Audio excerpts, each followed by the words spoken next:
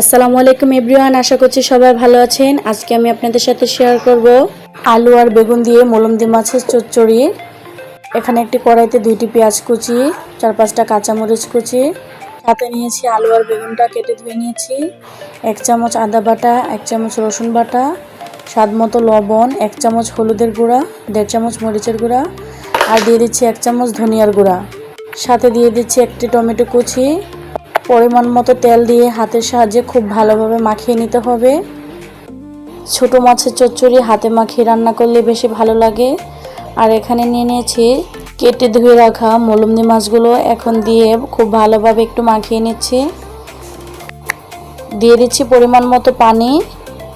এখন সরাসরি চুলাতে ঢাকনা দিয়ে বসিয়ে দিচ্ছি 5 মিনিটের জন্য।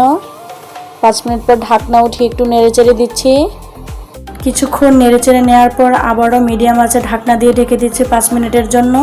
এই তো 5 মিনিট পর তরকারিটা হয়ে এসেছে। এখন অল্প একটু ধনিয়া পাতা কুচি দিয়ে দিচ্ছি।